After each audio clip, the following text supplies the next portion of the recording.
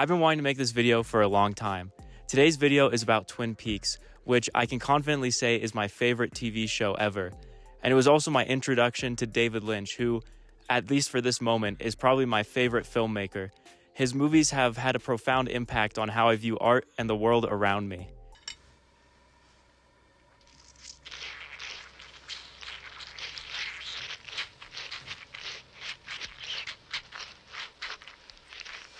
In all seriousness, Lynch's work has always clicked with me, and if it weren't for Twin Peaks, I probably would have never seen what are now my favorite films.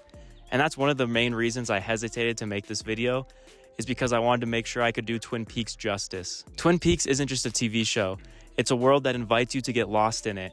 Originally, I wanted to make this video just about Twin Peaks: The Return, as I can confidently say that's my favorite piece of media ever made. But in order for me to do that, I would have had to talk about the TV show Twin Peaks and the movie Fire Walk With Me. So now we're here. The other reason I hesitated to make this video is because what can I even say about Twin Peaks that hasn't already been said? I could do a review, but if you clicked on this video, you've probably already seen the show and don't need me to convince you to watch it. I could do an analysis or an explained video, but there's already a sea of videos like that out there that are way more well-made and well-researched than I could have made. So what is this video then? Well, I would say it's kind of a mix of a review and analysis. Basically, I'm just putting all of my thoughts about Twin Peaks into one place. Originally, I was going to do one big video covering the original series, Fire Walk With Me, and The Return, but that video would have taken forever to make, and each part of Twin Peaks is so different from the other, I feel like they all kind of deserve their own separate video. So in this video, I will just be covering the original first two seasons that aired in the 90s, and then the next video will be about the movie Fire Walk With Me, and finally I'll end with The Return. If you end up enjoying this video, consider subscribing. By the time this is out, I'll be already working on the Fire Walk With Me video, and if you like this video, you probably won't want to miss that. And with all that rambling out of the way, here is my video about Twin Peaks. I suppose we should start where all things do, the beginning. Diane, 7:30 a.m., February 24th. Entering the town of Twin Peaks. The pilot episode of Twin Peaks would premiere on ABC on April 8th, 1990. There was also a VHS-only international version of the pilot that was released in 1989, and that one had a closed ending. I myself have not seen this version of the pilot, but if it's anything like the pilot that aired here, I would assume it's really fucking good. The pilot episode is one of the best episodes from the original two seasons. Everything from the emotional reaction to Laura's death, to the humor, the characters, the atmosphere, and of course, the mystery at the center of it all is executed with a degree of quality that remains consistent throughout the entire first season of Twin Peaks. I will go into more detail about this shortly, but I cannot stress enough how engaging the first season is. Each episode satisfying builds upon the previous one by slowly answering the questions set up in the previous episode, and simultaneously sets up new questions to be answered in the next episode. The pacing is airtight in the first season, but unfortunately the quality of it dwindles in the second season, but we will get there when we get there. Going back to the pilot episode, I want to talk about what I think is the best part of the original series, the emotions. This also goes hand in hand with the characters, but I want to talk about them separately because for the time, the reaction the characters have to Laura Palmer's death was and still is pretty groundbreaking for television. In the 90-minute pilot episode, we don't see Agent Cooper, the main character, until the 30-minute mark. Up until that point, we get introduced to a majority of the other characters through their reactions to Laura's death, and it really hammers in this feeling of loss. This is greatly amplified by how human and natural the characters' reactions to Laura's death are, especially Leland and Sarah Palmer, whose performances by Ray Wise and Grace Zabriskie are really well done. Also, this grief lingers and is felt throughout the whole first season, which I guess makes sense as the central plot is the mystery of Laura Palmer's death, but still, I feel like a lesser show would focus solely on the mystery and the clues and maybe sideline the emotional core of it all. Also, I know I just mentioned Laura's parents, but the scene at school with Donna and James is pretty damn good as well, for basically the same reasons I just talked about, even if James looks a little goofy in these shots. Also, it's not just grief, but I think the portrayal of all the emotional beats in this story are executed very well. Like James and Donna's relationship, I think was pretty well developed, even if I didn't like the weird love triangle they did with Maddie in season 2. One of my favorite scenes in the whole show is when Bobby is talking to Dr. Jacoby and breaks down after realizing what Laura did to him. What is surprising is, for as weird and quirky like all the characters are, they all feel like real people, and that really makes this show much more immersive. This neatly segues into what I think is not just the best part of the first season, but both of the original 2 seasons, and that is the characters.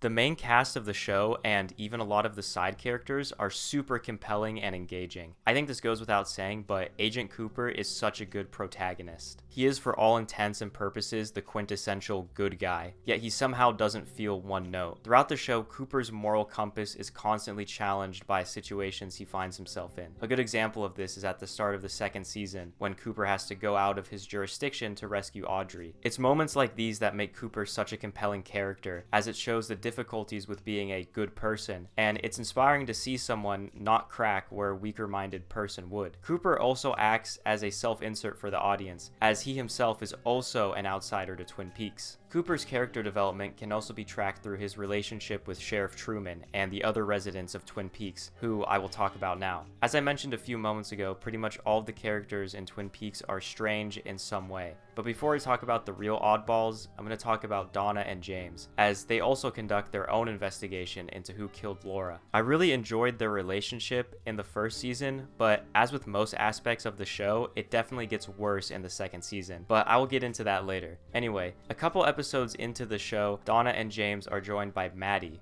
who is Laura's cousin. I think out of the trio, she is definitely the least engaging and pretty much just follows Donna and James around. I do like how she has to struggle with constantly being compared to and seen as Laura by the people around her, and I feel like they could have done a lot more with that idea. I do like Donna's arc across the show. Her and James start with this naive attempt to figure out what happened to Laura. However, they quickly get in way over their head, and their attempts to do the right thing are met with serious negative consequences. And seeing how these consequences shape her is very interesting. I especially like how her relationship with Harold Smith is handled. Donna is confused, and in her confusion deeply hurts this person to the point where he kills himself, and we see her dealing with the aftermath of that. Now, I'm not going to go through every single character because we would be here way longer than we already are. I'm just going to go through some of my personal favorites before talking about the more antagonistic characters. I really like Audrey Horne. Again, she is a character who, through her efforts to do the right thing, is faced with very compelling moral dilemmas and ultimately grows from her experiences in satisfying ways, which is probably the most vague shit I could have possibly written. Anyway, Audrey is a very odd character, and she breathes a lot of life into the scenes that she's in. I also really like her relationship with Agent Cooper. Then there is Sheriff Harry S. Truman. As I mentioned when talking about Agent Cooper, their relationship with each other tracks their character development, with Harry learning to work with an outsider and get used to Cooper's non-traditional tactics. And I think it goes without saying that Harry has really good chemistry with Agent Cooper, as well as the other police deputies Hawk, Andy, and Lucy. However, second to Agent Cooper, his most important relationship is with Josie Packard. I don't think they have the greatest chemistry. In fact, I think overall Josie is one of the weaker important characters. Her motivations aren't the most clear, and I think the show does a poor job of portraying her as this selfish, conflicted, and manipulative character I believe they wanted her to be. However, where Josie fails to be a morally gray character, I think Bobby Briggs succeeds. I really like Bobby. We are introduced to him as Laura's boyfriend, making him the first real suspect in who killed her. After this, Bobby becomes a bit of an antagonistic force to James. However, he is also trying to fuck over Leo Johnson, so him and Shelley can live peacefully. I think Bobby is a good example of a character who does bad things for good reasons, which makes him very compelling. The performance by Dana Ashbrook is really good, and like most of the characters in the show, is very fun to watch. I also really like Bobby's relationship with his father, and the scene where Major Briggs, Bobby's dad, tells him about his vision. I mean, it just makes me cry every time I watch it. Returning to the house's grand foyer, there came a knock at the door. My son was standing there. He was happy and carefree, clearly living a life of deep harmony and joy. We embraced a warm and loving embrace. Nothing was held.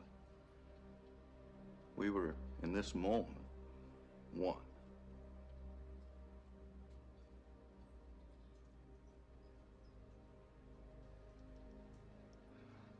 vision ended, I awoke with a tremendous feeling of optimism and confidence in you and your future.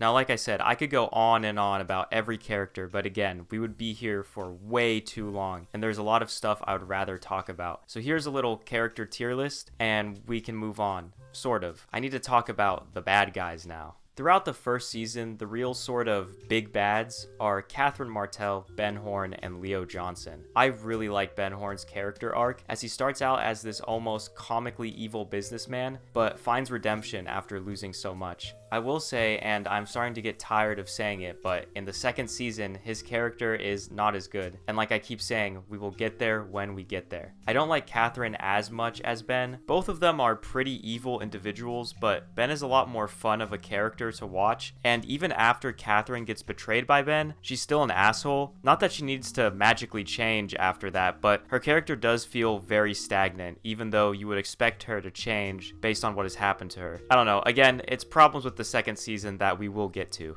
Then there's Leo Johnson, who is just a horrible person. The show does a really good job of making him feel threatening, that every time he is on screen, it makes my skin crawl, and you genuinely have no idea what he's gonna do next. And honestly, I quite like what they do with him in the second season, for the most part. Even though he is pretty much brain dead and his existence is played for laughs, there's still a lot of tension because of the fear of him waking up and what he will do when that happens. I will say, once he does eventually wake up, I don't really like that he just becomes Wyndham Earl's henchman, but then again, I'm not sure what a better alternative would be, as Leo is a character who did a lot of evil shit and should definitely face some sort of consequences for it. In the second season, there are new antagonists like Wyndham Earl, but I'm going to talk about them more when I go into more detail about the second season's failures, and because I think overall they are pretty much just weaker characters than all the villains in season 1. The final characters I want to talk about for now are Leland Palmer and Bob. Bob might be my favorite part of the show. I don't know how David Lynch does it, but he really has a way of making just a greasy, dirty person the most frightening thing ever. Like seriously, Bob is so unsettling and is used sparingly enough that when he does appear, it is genuinely terrifying. And pretty much every scene he is in is skin crawling, even the less good ones. And then there is Leland Palmer, who is unsettling in his own right. I mean, even before it is revealed that Bob is Leland, his behavior is just odd and off-putting, especially how he acts after killing Jacques Renault. I'm going to talk a little more in depth later about the reveal that Leland killed Laura and the episodes that follow, because those episodes are some of the best this series has to offer.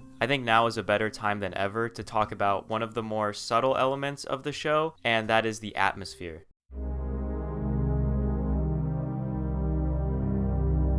The characters themselves add a lot to the atmosphere with how quirky and unnerving they can be, but the thing that I think single-handedly carries the atmosphere is the soundtrack. The soundtrack was composed by Angelo Badalamenti, with David Lynch himself helping write and produce a lot of the soundtrack. But for me, the highlight of the soundtrack is Julie Cruz and her contributions to it. And since I will never get another opportunity to talk about Julie Cruz on this channel, I'm going to do an album review of Floating Into the Night by Julie Cruz, as her songs on the soundtrack are pulled from that album. Floating Into the Night was Julie Cruz's first studio album. Released in 1989, the album came about while David Lynch was working on a little film called Blue Velvet. After failing to get the rights to a song to use in the movie, David Lynch wrote the song Mysteries of Love. Angelo Badalamenti, who did the score for Blue Velvet and was friends with Julie Cruz, asked her to provide vocals for the song. Eventually, this would lead to the three of them collaborating to create the album Floating Into the Night, with David Lynch writing the album, Badalamenti producing it, and Julie Cruz providing the vocals for it. Floating Into the Night is one of my favorite albums of all time. And if you've seen the most recent videos on this channel, you may find that surprising. It should also come as no surprise that this album is extremely dreamlike. The combination of the production and the vocals does wonders, and it is truly one of the most beautiful listening experiences I've ever had. This is also one of the few albums I've heard where I can confidently say there are 0 skips. And I was going to say a few standouts on the album, but I'm not being hyperbolic here. I think every track could be a standout from this album. Out of the 10 tracks on the album, 3 of them are on the Twin Peaks soundtrack, those being Into the Night, The Nightingale, and of course, Falling, the ever-iconic Twin Peaks theme elevated by Julie Cruz's beautiful vocals. Interestingly enough, the song Rockin' Back Inside My Heart appears in the show but does not appear on the soundtrack. The rest of the soundtrack is this jazzy mix of noir and Americana with haunting pianos, saxophones, and fingers snapping. The soundtrack is also very emotional, and the way it is used throughout the show is really effective. Some of the tracks will be really dark, almost ambient, while others are dreamy and jazzy. A lot of the music in Twin Peaks is diegetic, with a lot of the music being played on radios or the jukebox in the diner, and pretty much every time Julie Cruz's songs are being played, she is the one performing them in the Roadhouse. The soundtrack for the second season is more or less the same vibe-wise, but features a more diverse range of instruments like synths and organs. Lastly, I'm just going to quickly touch on themes before turning my focus to the second season. One of the biggest factors in my enjoyment of a movie, TV show, or even video game is its themes and how well those themes are portrayed and executed, which I'm sure a lot of people would agree with me on. Now, not only do I really like Twin Peaks' themes, but I think they are executed perfectly. On the surface, the themes in Twin Peaks are pretty basic, and I should note that I'm still talking about the original 2 seasons because Fire Walk With Me and The Return do deviate with some of their themes. Anyway, Twin Peaks has themes of the internal struggle between good and evil, and it also seeks to peel back the innocence of small-town America. The latter does get a lot more fleshed out and is definitely the main theme of Fire Walk With Me, but is still very much present in the original series. But back to the struggle between good and evil, I feel like this theme is pretty obvious throughout the show. I mean, the whole concept of the White and Black Lodge perfectly encapsulates this, especially Hawk's description of the Black Lodge. There, you will meet your own shadow self. My people call it the dweller on the threshold. The dweller on the threshold. But it is said, if you confront the Black Lodge with imperfect courage, it will utterly annihilate your soul. The idea that if you're not your strongest self when you face your shadow self, you will fall to darkness is thematically present in more than just the Black Lodge. I always personally interpreted the Black Lodge and the doppelgangers within to be manifestations of our flaws we try to keep hidden and our mistakes we've made in the past. This is pretty similar to psychologist Carl Jung's concept of the shadow, which the more I learn about Jung, the more I see his influence in Lynch's work. But anyway, as I mentioned earlier when talking about characters, a lot of the character arcs put the characters' morals to the test, and in a way they must confront their shadow in order to succeed. This is one of the things I think remains consistent throughout the show, even into the second season, which I think it's finally time I talk about.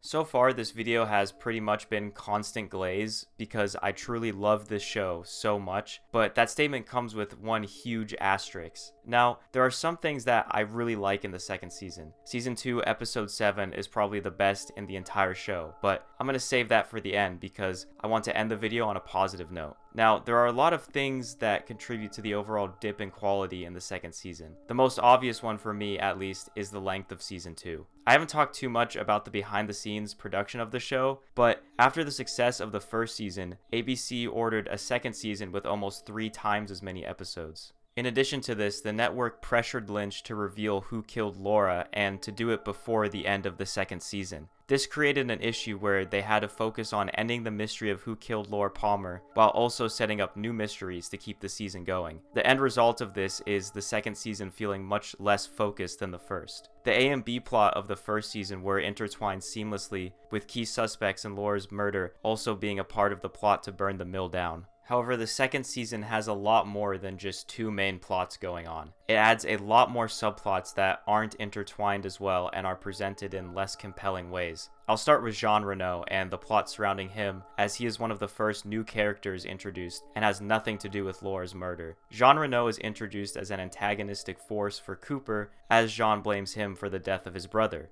Jacques Reno. Now, Jean is introduced in the 3rd episode of the second season while Cooper is still trying to figure out who killed Laura. Jean uses Audrey Horne to blackmail Ben Horne and to get him to send Cooper to do the exchange. And to the second season's credit, Cooper going to rescue Audrey does coincide with Laura's murder and does move that plot along. My issue with Jean is that after this arc, he's not present in the show until after Laura's plot ends and only comes back when it is necessary for the plot to continue. In contrast, the first season made Ben and Catherine feel much more relevant by featuring them in pretty much every episode. Jean is pretty much forgotten about and is barely even mentioned by the characters until the mystery of Laura's death is solved. Also, as an antagonist, I think Jean is a lot weaker than the antagonists in season 1. I do like Michael Park's performance as the character, but he doesn't have the same screen presence as Ben, Catherine, or even Leo. In addition to Jean's plotline, there are also a lot of other side plots that get introduced during the first 9 episodes of season 2, and pretty much all of them do not tie into the overall narrative and only become relevant after episode 9, and I feel like they are just introduced so there's something for the show to do after Laura's murder is resolved. Like in the very first episode of season 2, we get told about Wyndham Earl, and then he just isn't brought up again until much later. However, I still think overall these first 9 episodes of the second season are pretty good. It's what immediately follows that is really bad. The show struggles to figure out what to do with itself, and after not being present for 4 episodes, decides to bring Jean back so he can frame Cooper to keep him in Twin Peaks. Also in this episode, they talk a lot more about Cooper's past, and to me the conversation he has with Audrey, where he explains his past relationships and why he doesn't involve himself with women in cases he's working on, always felt really off to me. The scene just feels super shoehorned in, and I feel like this is an important aspect of Cooper's character that he would have brought up already, and if not with Audrey, surely someone else like Harry. I feel a similar way about how they handle Wyndham Earl. However, towards the end of the season, I did like him as a villain. I do think the chess game was a little odd, but I do like that once he finds out Cooper is trying to stalemate, he stops caring about the game. It really shows how unhinged he is, and I do think his unpredictability could make him a lot more threatening. But man, he is just so cartoonishly evil. It sucks because I do like a lot of the Project Blue Book stuff, and the Black Lodge is a really cool concept. But the fact that this plot is dragged along by Wyndham Earl, which for as much as I don't mind him, his goofiness is a bit much sometimes. Like all the disguises he wears and when he puts the guy in the fucking chess piece. Also, his plan in general doesn't make the most sense. Like once he reaches the Black Lodge, he just dies. Like, I don't know, the way his death is treated really feels like David Lynch did not fuck with this character. However, for as much as a step down Wyndham Earl is, he is far from the worst season 2 has to offer. Another big player in the Wyndham Earl subplot is Annie Blackburn. As far as I'm aware, it seemed ABC wanted Cooper to have a love interest, so they introduced Annie Blackburn to be that. In terms of their romantic relationship, it's too little too late. Not only is Annie and Cooper's relationship underdeveloped, but so is Annie as a character. I also don't think Cooper needed a love interest at all, and I think it takes away from the finale that Annie ends up being the girl Earl takes to the Black Lodge. I think it would have been a lot more impactful if Audrey was the one taken, since out of the 3, she has the best developed relationship with Agent Cooper, and also the audience. Season 2 is full of characters getting introduced haphazardly and being underdeveloped. Case in point, Thomas Edkerd and Andrew Packard. I think this shit is so stupid. Josie is a character who I feel was severely mishandled, and I think one of the contributing factors to that is her ties to Thomas Edkerd, who we really only hear about from like 2 other characters until he's actually introduced. He sticks around for about as long as he needs to, but the really dumb shit is Andrew Packard being alive. Throughout the first season, we were constantly told that Andrew Packard is dead, and by the time they decide to reveal he's not dead, it's again too little too late. Like seriously, you can tell this wasn't planned from the beginning because I feel like there were so many other moments that could be convenient for him to return. And again, his feud with Thomas Edkerd is underdeveloped and does not carry any weight at all. I'm going to do a quick lightning round here of some of the smaller or less important stuff that I think is not the greatest. I'll start with what they did to Nadine. Like, I don't know who came up with this, but I don't think I need to say how stupid it was to give Nadine super strength and for her to think she is in high school and then have her date a high schooler. It quite literally adds nothing and is just not funny, and is very tonally inconsistent with the rest of the show. The humor in general in the second season feels a lot more forced and is pretty distracting at times. Something that is less offensively bad is the inclusion of Dick Tremaine and the subplot of him and Andy trying to figure out who the father of Lucy's baby is. I think overall this inclusion is just fine. Again, it's not offensively bad, but what is offensively bad is what they do to James in the second season. I'll be honest, when I rewatched the second season, I skipped over a lot of this because of how awful I remember it being, so I'm probably gonna miss the finer details, but bear with me. Pretty much after Maddie's death, James gets sad and eventually decides to leave Twin Peaks. Now this on its own is fine since we know who killed Laura, we don't really need James in the show anymore, so having him leave is just fine. However, they decide to show us where he goes, which ends up being this random lady's house. I'm not going to go into the details of this subplot because it takes place outside of Twin Peaks and follows characters who aren't even related or know anything about the characters that are in Twin Peaks. It just exists to take up space and waste time that could have been spent fleshing out the more interesting ideas that are introduced in Season 2. That's most of my thoughts on what Season 2 gets wrong. There are a lot of smaller things I could talk about, but it's just a lot more little things that are less pronounced, like the humor. And I don't want to spend more time on stuff I don't like when I still have to talk about the best, I guess you would say, arc in the whole show. To what I think is nobody's surprise, I think the 3-episode run of episodes 7, 8, 9 is the best the show has to offer. I do really like the final episode, but it doesn't carry as much weight for me as the characters involved in the finale are much less interesting. Anyway, out of all the episodes in both seasons, David Lynch only directed 7 of them. And out of all of those episodes, I think Season 2, Episode 7 is the best episode in the entire show. Though I think the episode that precedes it should be given a little bit of credit. The ending of episode 6 sets up this episode perfectly by telling us exactly where Bob is, and you get the feeling that the climax is right around the corner. Other than the finale, I would say episode 7 is the most Lynchian in the entire series. Like from the opening scene just being pure overstimulating chaos with everybody in the hotel yelling because they can't hear each other over a bunch of people bouncing balls on the floor. It sounds really stupid when I describe it, but if you've seen the show, you know. This episode is just so much darker than the rest of the show. Starting with Harold Smith, who has killed himself, we're taken through every important character up to this point. However, a lot of the regularities of the show are missing. Throughout the whole episode, there is barely any music, just what I can only describe as sinister ambiance. Like, I don't know how he did it, but David Lynch made a scene with Nadine, who, you know, the bit is she thinks she is a high school girl. He made a scene with her unnerving. Overall, there is this sense of dread building up throughout the episode. There is also this overwhelming sense of hopelessness throughout the episode, like, even before the reveal of who Bob is, when Ben Horne gets arrested, you can tell in that scene they have the wrong guy. Now, I think I speak for almost anyone who has seen the show when I say that the reveal of Bob is the best part of the show. I mean, it's what the entire show has been building up to, and the scene is just fucking horrifying. This is definitely another reason why I hesitated to make this video, because it is really hard to describe the emotions that this episode makes me feel. This is kind of a quality of David Lynch's work in general, but every time I've watched one of his movies, I've been left with very strong, lingering emotions. And that's something that I really appreciate about his work and just art in general. Like, I could not even begin to describe what happens in Inland Empire, but I can tell you so clearly how frightened I felt while watching it. Relating this back to Twin Peaks, I don't even know what else to say about this episode. I mean, the performances are just amazing.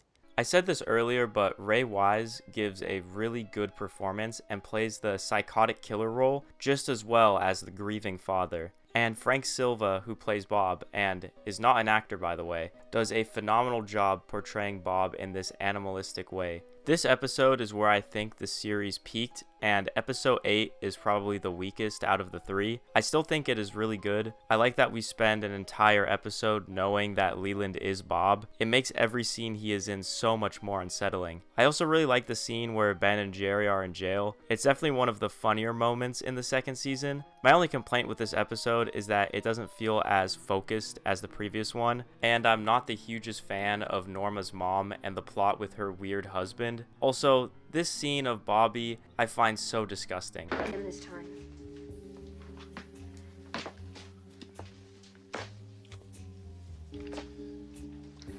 What's that? That is our ship. This arc ends in the best way possible. Episode 9 was the perfect way to conclude the story of who killed Laura Palmer, and it's fascinating to see how all the previous clues pointed to Leland being the killer. Seeing Cooper's realization is so satisfying, and him getting his ring back is such a conclusive moment, and of course, the scene following this of Leland's death is one of the most haunting, sad, and beautiful moments in the entire show. The shot of Cooper comforting Leland as he comes to terms with the realization he killed his own daughter, it really just makes me cry every single time. Look to the light, Leland. Find the light. I see it. Into the light, Leland. Into the light. I see her.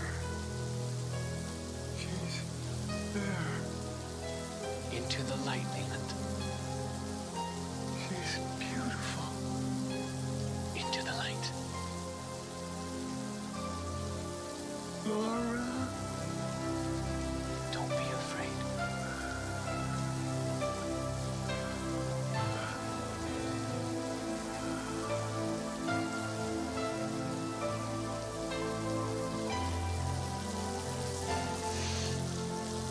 Overall, for as flawed as the second season is, I can't deny that in my mind, the highs will always outweigh the lows of this show, especially the first season, which I think is practically flawless. I know I could have gone into a lot more detail about this show, but I really just wanted to express my love for Twin Peaks, and I think I did a very adequate job of that in this video. I hope that if you made it this far in the video, well, first of all, I appreciate that, and I hope that you've gained something from this.